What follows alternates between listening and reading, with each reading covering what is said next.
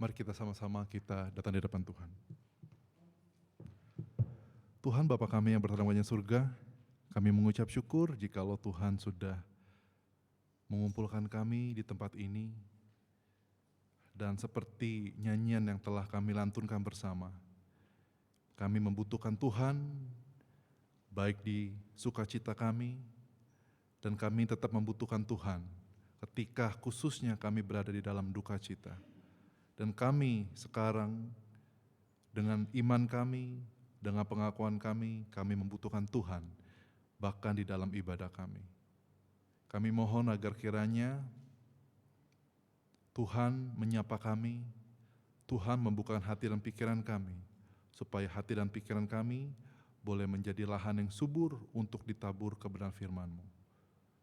Dan hamba-Mu juga berdoa agar kiranya Tuhan mengurapi hamba-Mu dengan hikmat dan kuat kuasa Roh Kudus-Mu, sehingga hamba-Mu boleh menjadi berkat untuk jemaat-Mu di tempat ini. Terima kasih ya Bapa, ini doa kami, hanya di dalam nama Tuhan Yesus Kristus, Tuhan dan Juru Selamat kami yang hidup, kami sudah berdoa dan mengucap syukur padamu. Amin. Silakan duduk saudara sekalian.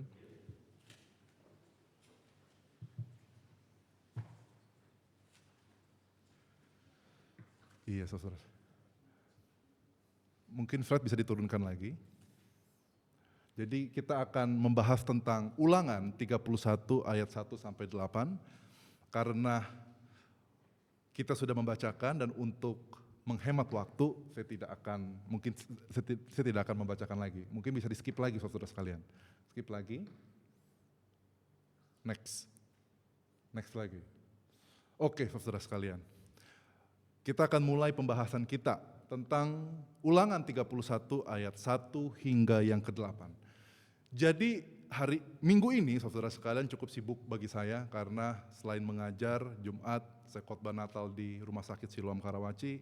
Kemarin saya khotbah Natal Youth yang ada di Alam Sutra, dan sekarang saya juga khotbah saudara sekalian.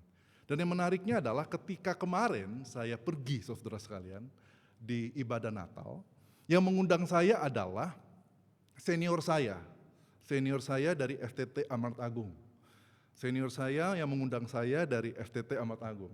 Singkat cerita, dia mengundang saya dan kemarin kita cerita cukup panjang. Meskipun ada orang di sana, tapi dia mencoba untuk menunjukkan kebahagiaannya, sukacitanya, dan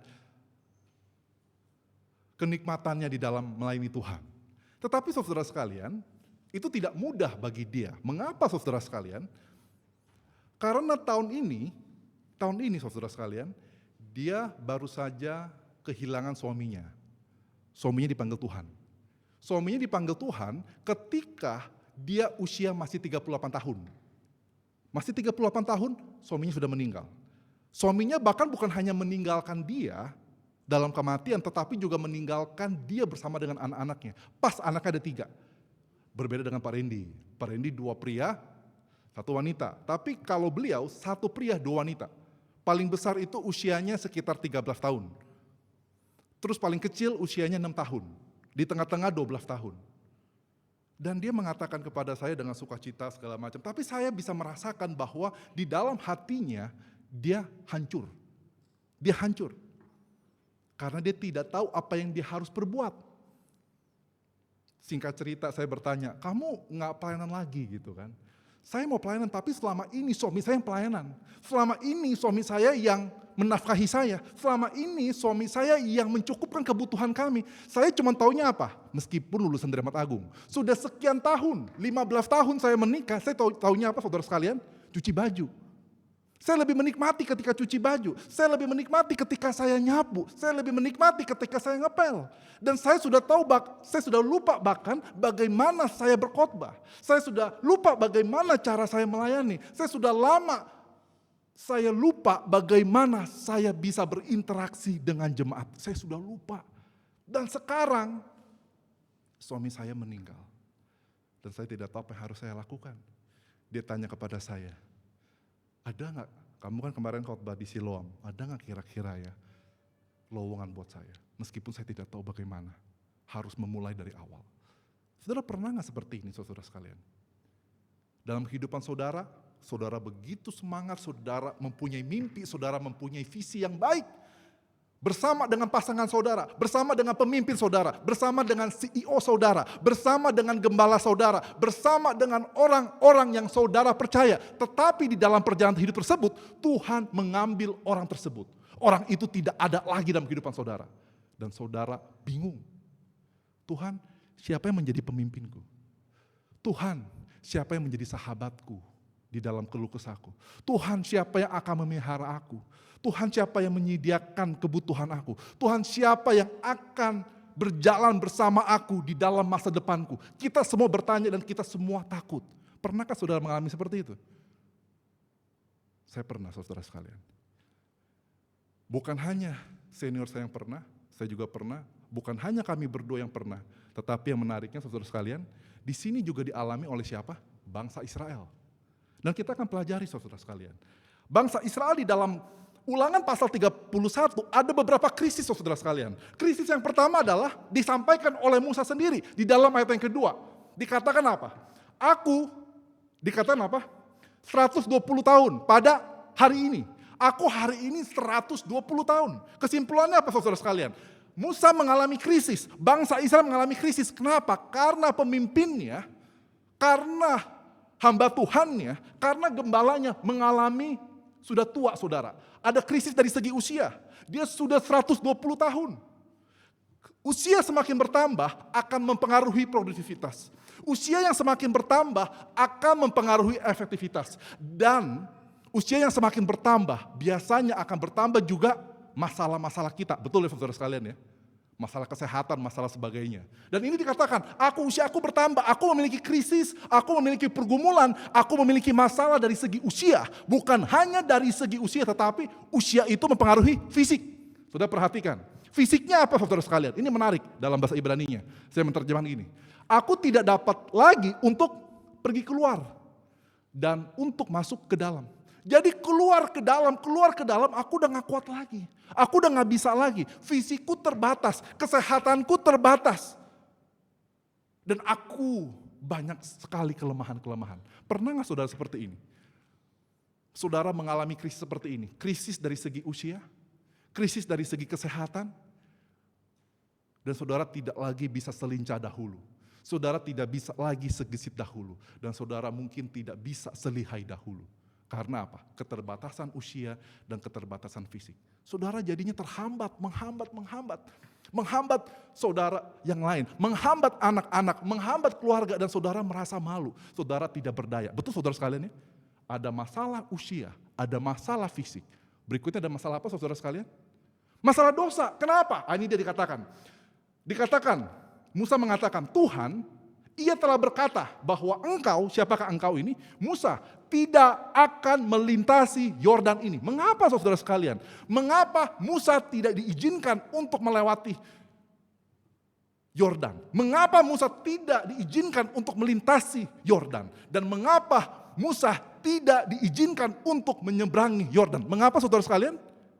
Karena dia berdosa. Kenapa dia berdosa? Berdosa apa? Marah. Iya kan? Jadi karena dia berdosa makanya dia tidak bisa lagi memimpin. Dia tidak diizinkan untuk menghadapi masa depan, untuk menuntun jemaatnya, untuk membimbing jemaatnya, untuk bersama dengan bangsa Israel. Tidak bisa. Udah masalah fisik, masalah usia, termasuk masalah apa? Dosa. Lengkap sudah. Menarik saudara sekalian ya. Yang menariknya, Musa menyampaikan semua ini, ketiga hal ini, pada waktu kapan? Pada kapan saudara sekalian? Ada yang tahu nggak?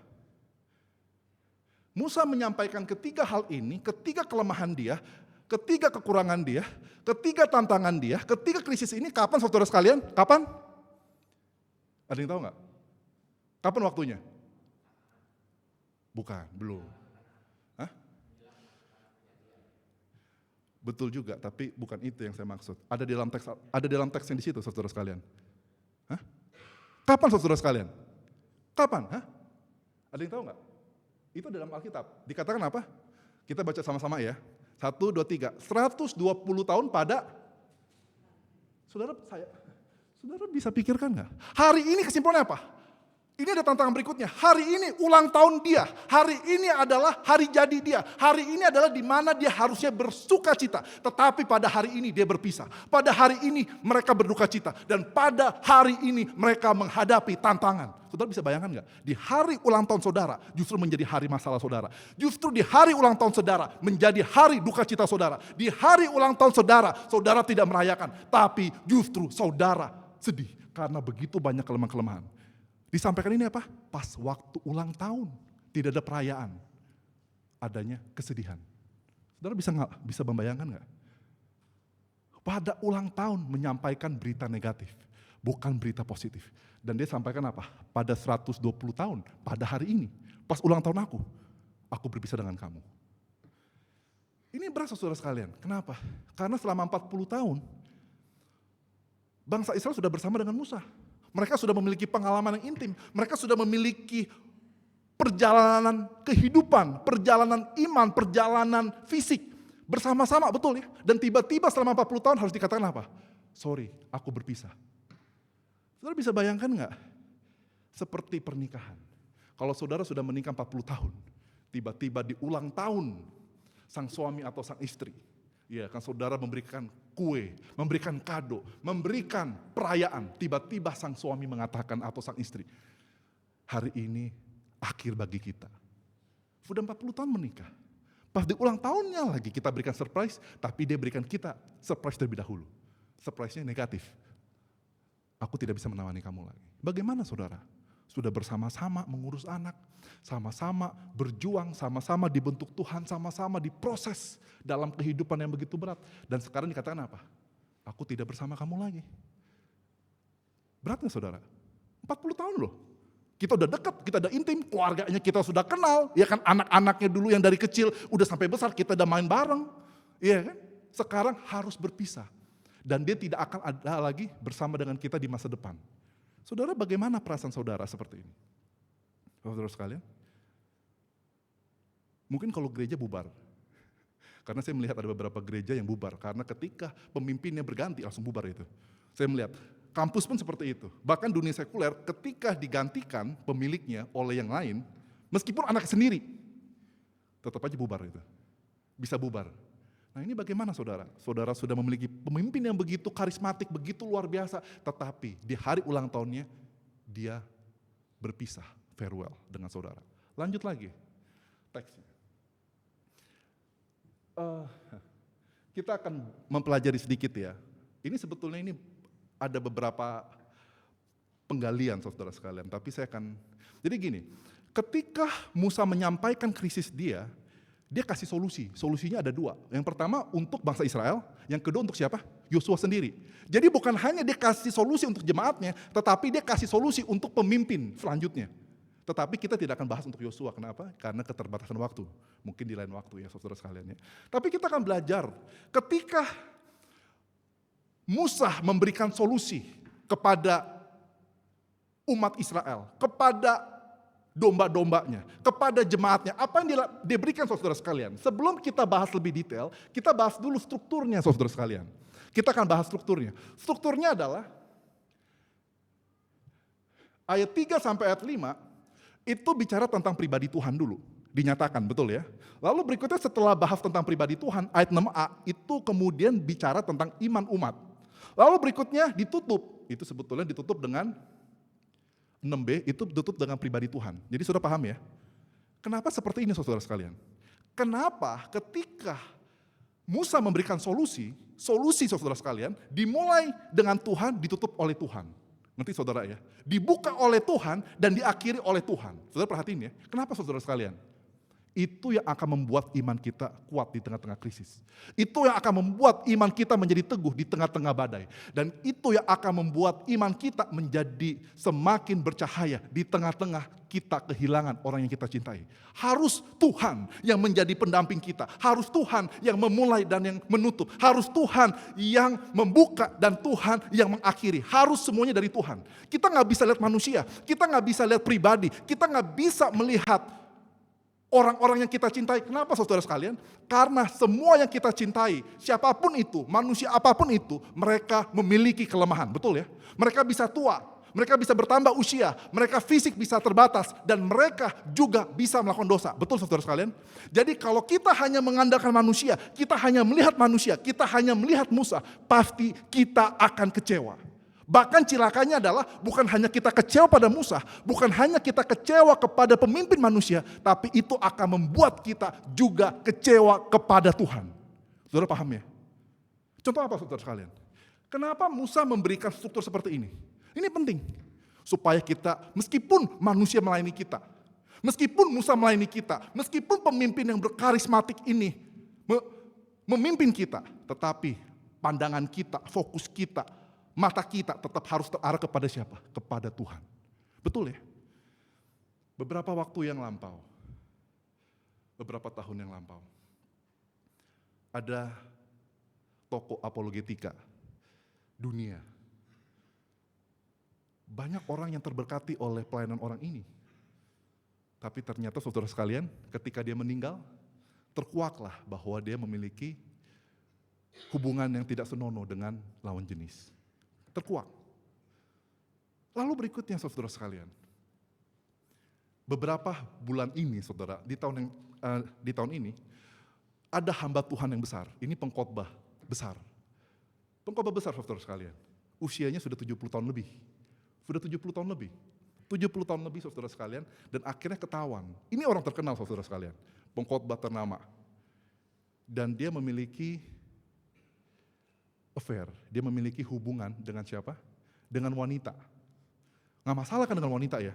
Nggak, maksudnya masalah juga sih, dia punya istri maksudnya. Dia sudah punya istri, dia sudah hamba Tuhan terkenal, populer, pengajar, dosen, din di sebuah seminari ternama di Indonesia, bukan di Indonesia, di luar negeri, di Amerika Serikat. Itu ternama. Menariknya adalah dia bukan hanya memiliki affair saudara sekalian, tetapi dia memiliki selingkuhannya berapa?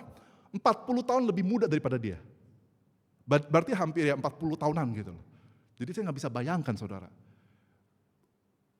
Ini terjadi saudara sekalian. Dan ketika kondisi ini terjadi, banyak orang yang mengatakan, termasuk hamba-hamba Tuhan dari Indonesia mengatakan apa? Saya nggak tahu bagaimana saya harus mempertahankan iman saya. Saya nggak tahu bagaimana saya harus hidup menjalani iman saya. Saya tidak tahu bagaimana saya bisa melayani Tuhan lagi. Kenapa? Karena pelayanan saya dipengaruhi oleh siapa? Orang-orang ini, tokoh-tokoh ini. Mereka bahkan yang membuat saya mendengar Kristus. Karena mereka yang Tuhan pakai untuk saya menerima Kristus, bahkan melayani Tuhan, mengambil komitmen untuk menjadi hamba Tuhan. Ternyata sekarang mereka memiliki dosa-dosa seperti ini. Sudah perhatian gak? Tidak ada manusia, termasuk Musa sekalipun yang sempurna. Kalau kita hanya melihat manusia, tokoh apologetika ini, tokoh pengkhotbah ini, maka kita akan kecewa. Karena manusia punya kelemahan fisik, kelemahan jasmani, dan kelemahan rohani. Makanya Tuhan mengatakan apa? Iman kamu jangan diapit oleh manusia. Iman kamu jangan diapit oleh khotbah manusia. Tetapi biarlah iman kamu diapit oleh Tuhan. Dan iman kamu diapit oleh firman Tuhan. Itu akan mengokohkan kamu. Manusia bisa mengecewakan, tetapi Tuhan tidak bisa mengecewakan.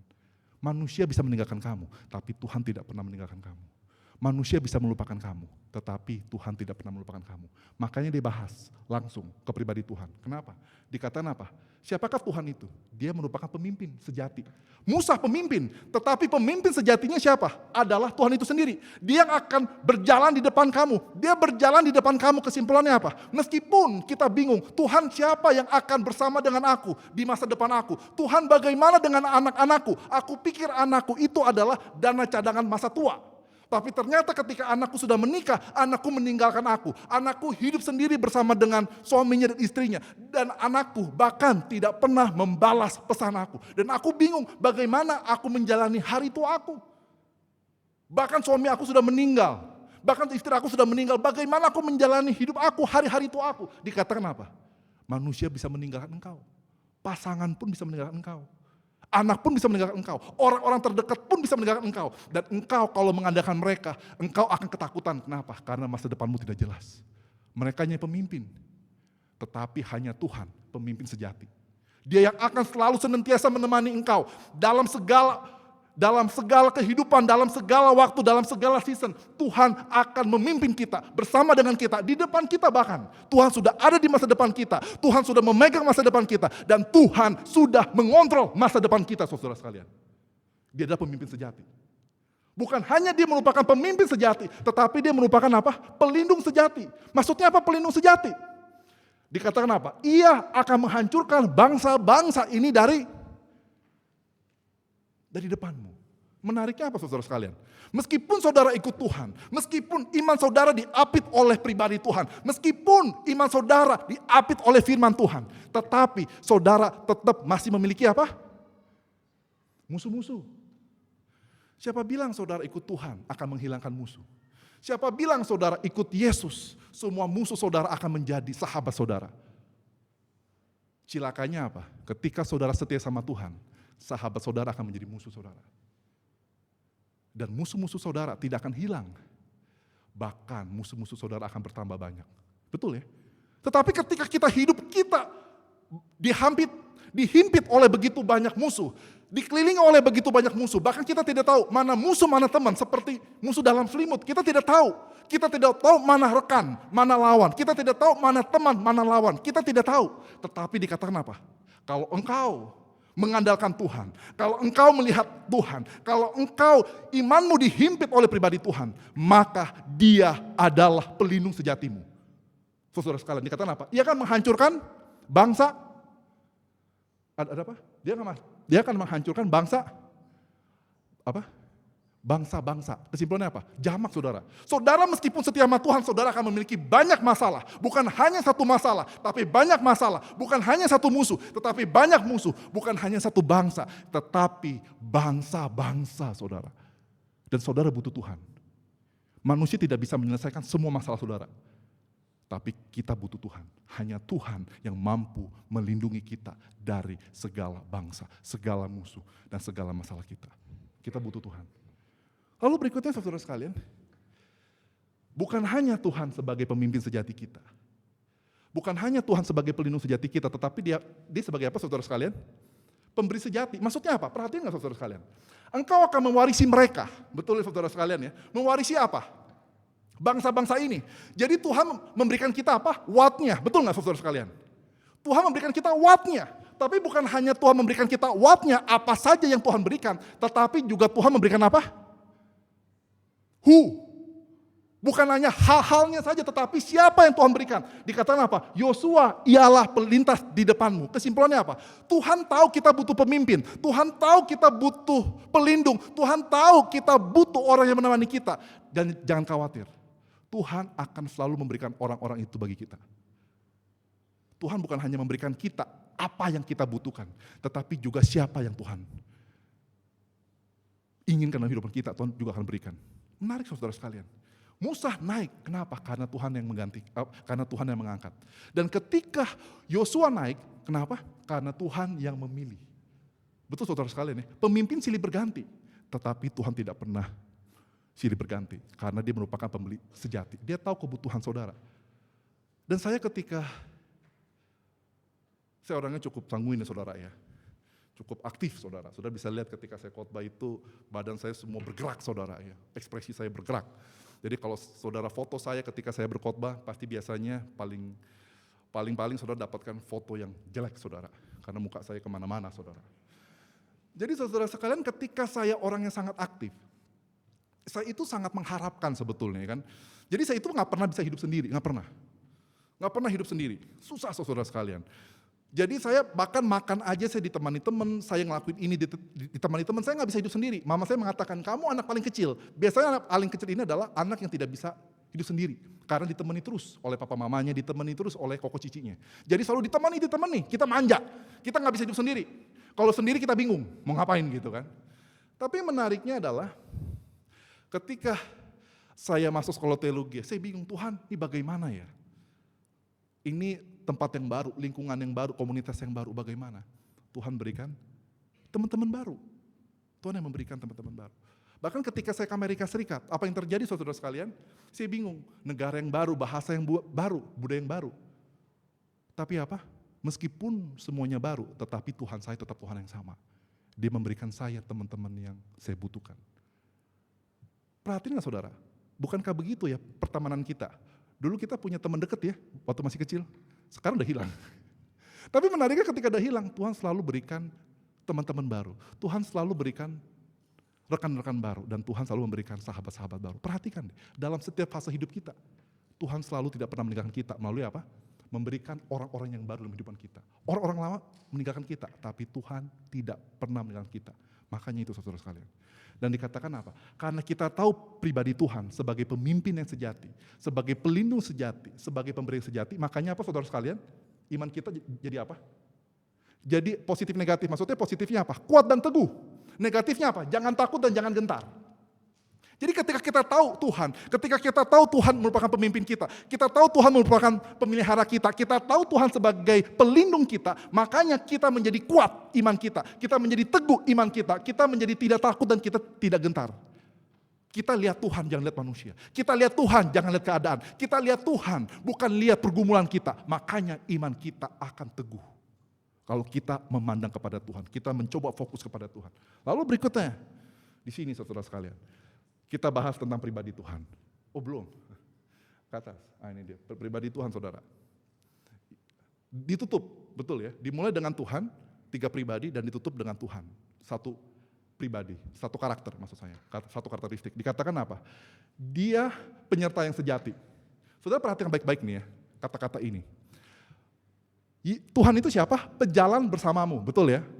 Siapakah Tuhan itu? Dia pejalan bersamamu. Dikatakan apa? Dan dia tidak akan mengabaikanmu, betul ya? Dan ia tidak akan meninggalkanmu. Sekarang pertanyaannya gini saudara sekalian. Kenapa sih? Nah ini saya mau tanya. Kalau Tuhan bersama dengan kita, berarti Tuhan tidak akan mengabaikan, betul nggak? Kalau Tuhan tidak akan mengabaikan, berarti Tuhan tidak akan meninggalkan, betul nggak? Betul ya? Logikanya sama ya? Tapi sekarang pertanyaannya kenapa harus diulang terus saudara sekalian? Kenapa harus diulang? Saudara tahu nggak?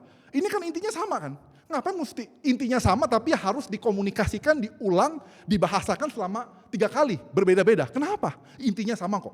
Kenapa nggak hemat kertas? Kenapa nggak hemat kata-kata? Betul ya saudara sekalian? Pernah nggak terpikir seperti ini? Ini kan intinya sama semua. Betul ya? Kenapa saudara Tuhan mengulang sebanyak 3 kali? Kenapa saudara sekalian? Kenapa saudara sekalian? Jawabannya simpel. Karena Tuhan tahu kekhawatiranmu. Tuhan tahu kegentaranmu, Tuhan tahu ketakutanmu, Tuhan tahu. Makanya Tuhan ulang 3 kali di penutupnya. Kesimpulannya apa? Jangan takut, jangan khawatir, jangan gentar.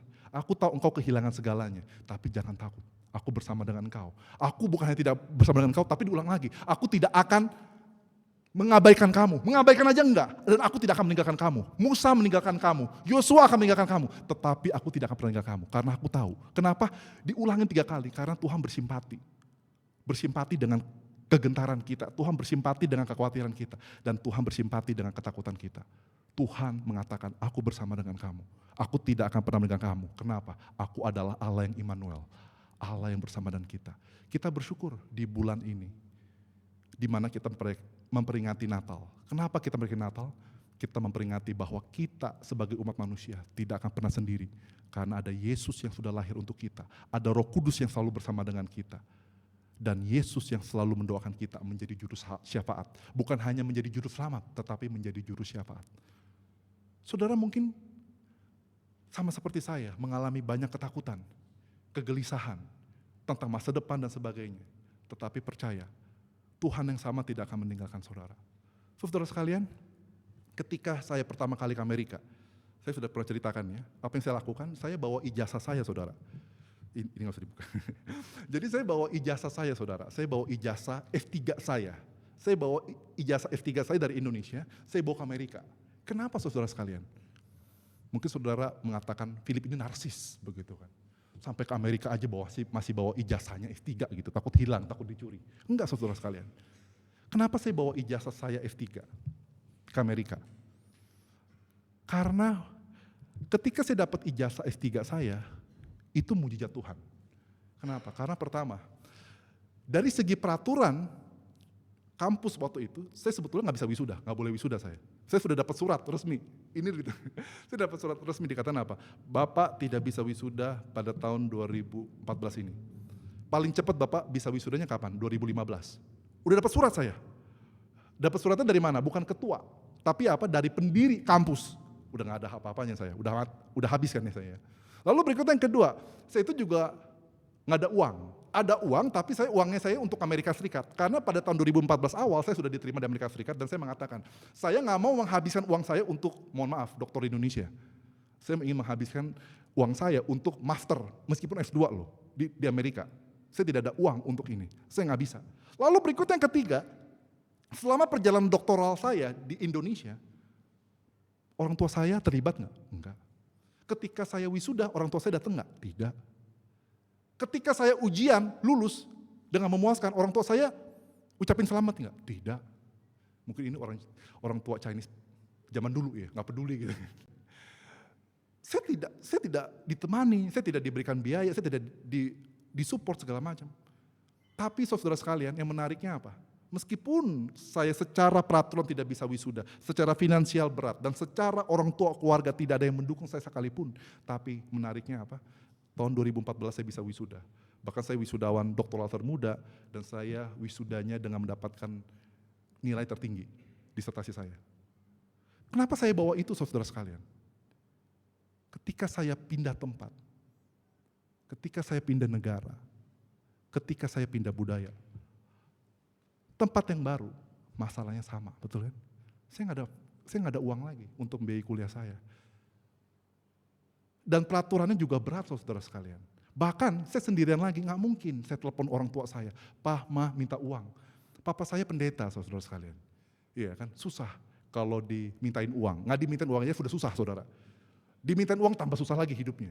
Kasihan saudara. Jadi saya tidak mau minta. Saya tidak mau minta saudara sekalian. Dan saya hanya melihat ijazah saya. Tuhan, saya nggak ngerti gimana saya bisa selesai di Amerika Serikat. Saya pengen ambil PhD, tapi sekarang hanya bisa di master, hanya bisa di F2. Tapi nggak apa-apa. Saya hanya ketika keraguan itu muncul, ketika ketakutan itu muncul, ketika kekhawatiran itu muncul, saya cuma lihat ijazah ini. Kenapa? Karena Tuhan yang sudah menyertai saya, Tuhan yang sudah menolong saya. Immanuel, Allah bersama dengan saya di Indonesia. Meskipun masuk ke tempat yang berbeda, negara yang berbeda di Amerika Serikat, tapi Allah yang sama masih tetap hadir. Allah yang sama masih tetap mendampingi. Allah yang sama masih tetap menyertai. Dan saya pegang itu. Menariknya apa saudara sekalian? Kembali lagi, saya dapat PhD dan disertasi terbaik. Pass with distinction. Kembali lagi, menarik ya. Tapi saudara, akhirnya kemudian Tuhan panggil saya ke Indonesia, saudara sekalian. Stres nggak? Stres saudara. Gimana saya sudah 8 tahun di Amerika Serikat, nggak ada koneksi, nggak ada channel, nggak ada Facebook. Saya nggak ada sosial media saudara. Bagaimana orang bisa mencari saya, mengundang saya pelayanan. Dan sedangkan saya harus, mohon maaf, saya harus menghidupi mama saya, membantu mama saya. Kenapa? Karena mama saya sudah janda. Papa saya meninggal. Sekali lagi, saya wisuda di Amerika pun tidak ada orang tua lagi. Sama. Tuhan, bagaimana saya bisa menghidupi, membantu mama saya, orang tua, membantu mama saya. Bagaimana Tuhan? Saya stres. Iya kan? Membiayai orang tua aja sudah stres ya, saudara sekalian ya. Tuhan tambahkan berkat baru saudara. Punya pasangan hidup. Bersyukur nggak? Bersyukur, tapi stres juga. Stres juga. Wah, ini biaya penambah. Gitu. Saya nggak pernah pakai make up, sekarang saya harus bayar make up. Bukan make up buat saya, tapi buat orang lain. Gitu. Saya bertanya, Tuhan bagaimana? Tapi saya bersyukur. Selama 2 tahun, saya pindah dari Amerika ke Indonesia. Masalah banyak, masalah baru bermunculan, kekhawatiran timbul, tetapi Tuhan kita tetap sama. Tuhan kita tetap Tuhan yang setia. Tuhan kita tetap Tuhan yang menyertai kita. Dan Tuhan kita tetap Tuhan yang tidak pernah mengabaikan kita. Jadi saudara, mungkin saudara mengalami season-season, musim-musim baru dalam kehidupan saudara yang mungkin saudara takut. Perpindahan tempat, perpindahan rumah, mungkin ya jangan sampai perpindahan pasangan hidup ya saudara ya, berat, pindah pasangan hidup. Jadi, mungkin ada perpindahan masa depan, pekerjaan, kesehatan, mungkin saudara takut. Tapi ingat, anugerah, hadiah, nata terindah adalah ketika Yesus lahir untuk kita, Immanuel, Allah bersama dengan kita, dan kita tidak pernah akan sendirian lagi. Mari kita sama-sama kita tundukkan kepala kita berdoa. Tuhan Bapa kami yang bertambahnya surga, kami mengucap syukur jikalau pada bulan ini kami boleh memperingati, kami boleh merayakan, kami boleh bersuka cita. Bukan karena pencapaian kami pada akhir tahun, bukan karena pada evaluasi kami yang baik selama 1 tahun ini, bukan karena kami mendapatkan gaji yang ke-13 atau yang ke-14, tetapi karena kami tidak pernah sendirian.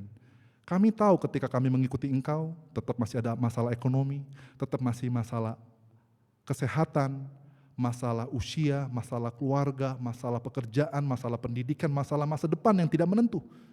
Tetapi kami mengucap syukur. Meskipun musim bisa silih berganti, orang bisa datang dan pergi, tetapi Tuhan tetap sama.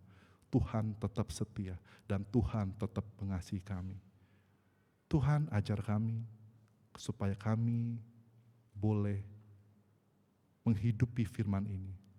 Mungkin kami ada kegentaran, ketakutan, kekhawatiran, tapi biarlah iman kami diapit oleh pribadi Yesus Kristus. Biarlah iman kami dimulai dengan Yesus dan diakhiri oleh Yesus. Dan biarlah iman kami dibuka dan diakhiri oleh firman Tuhan yang memerdekakan itu. Terima kasih ya Bapa, hamba-Mu sudah selesai membicarakan firman Tuhan ini, tapi biarlah Roh Kudus-Mu yang akan terus mengingatkan kami di saat kami gelisah, di saat kami takut, dan di saat kami khawatir. Ini doa kami, hanya di dalam nama Tuhan Yesus Kristus. Kami sudah berdoa dan mengucap syukur padamu. Amin.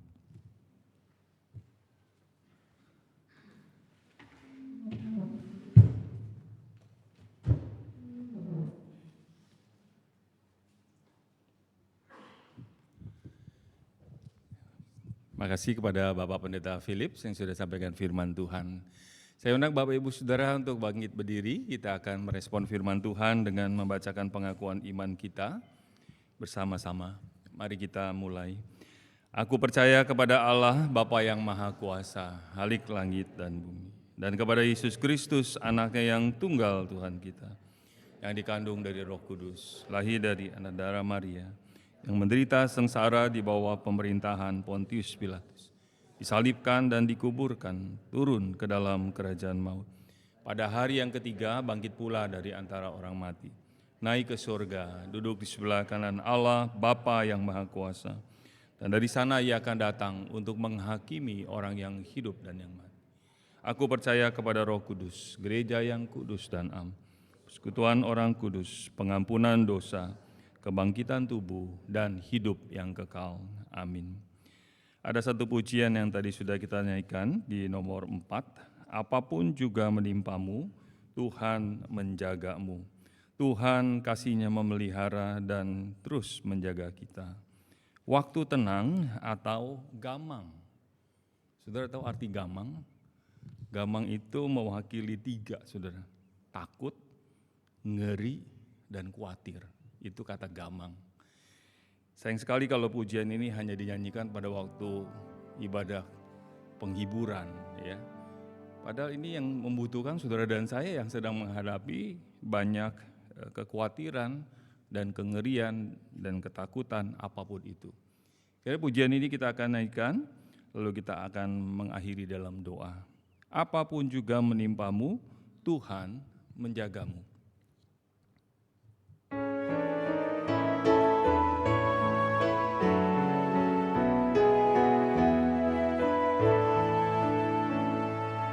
Apapun juga menimpamu, Tuhan menjagamu. Kasih-Nya memeliharamu, Tuhan menjagamu.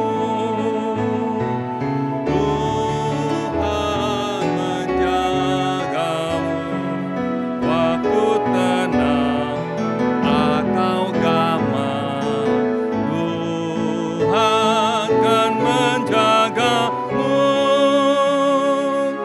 sepanjang hidupmu. Meski gagal dalam karyamu, Tuhan menjagamu.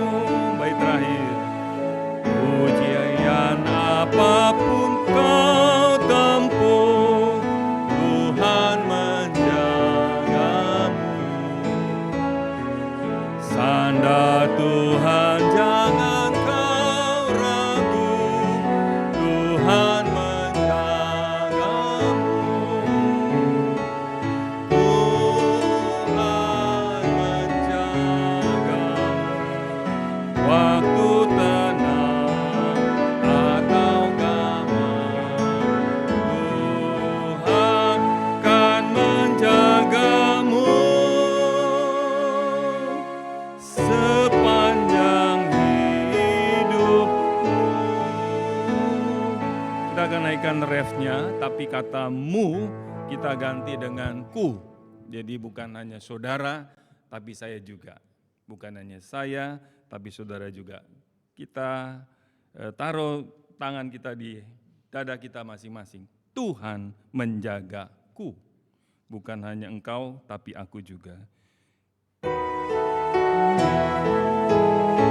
Refnya saja. Tuhan menjagaku waktu tenang atau damai.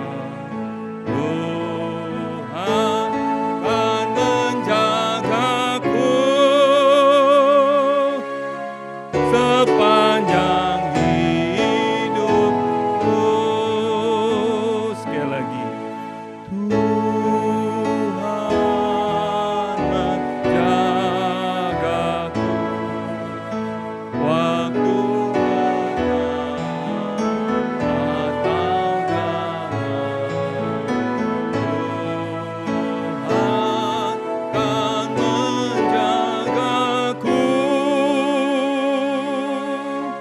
Sepanjang hidupku.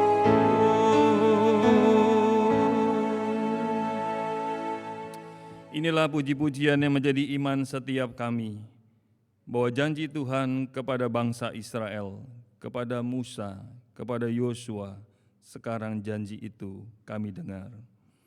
Untuk jemaat Tuhan di tempat ini, juga untuk setiap pribadi yang ada di ruangan ini.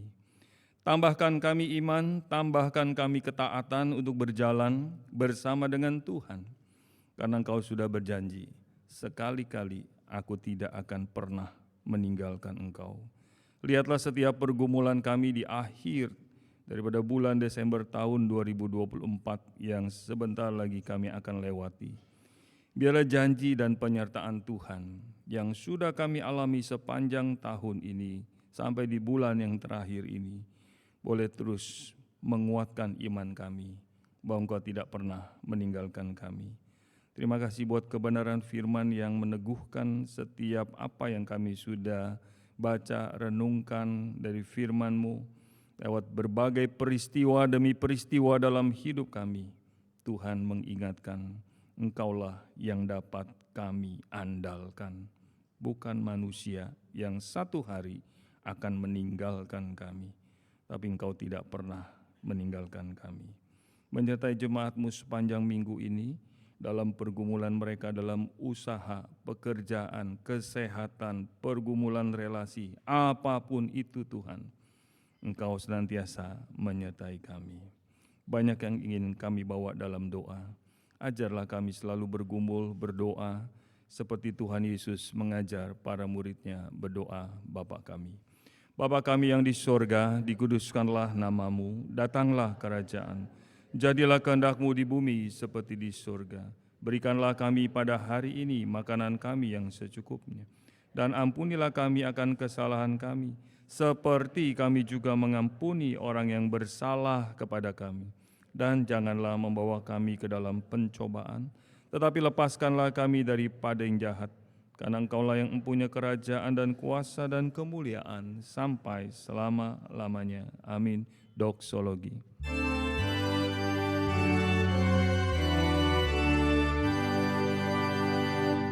Bagi Bapa, Anak, dan Roh, puji, hormat, dan mulia, dulu, sekarang, tak berubah, hingga selama-lamanya.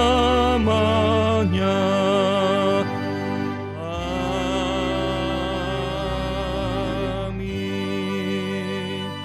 Bapak, Ibu, Saudara, jemaat yang dikasihi Tuhan, mari kita mengangkat kedua tangan kita, terimalah berkat dari sorga. Kasih dari Allah Bapa, damai sejahtera dari Tuhan kita Yesus Kristus dengan persekutuan Roh Kudus menyertai kita semua dari hari ini sampai hari kedatangan Kristus yang kedua kali, bahkan sampai selama-lamanya. Amin. Amin. Amin.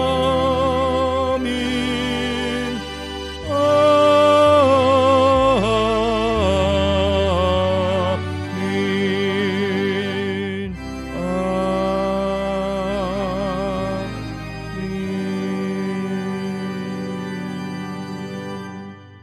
Amin. Tuhan Yesus memberkati. Silakan duduk dan bersaat teduh sejenak.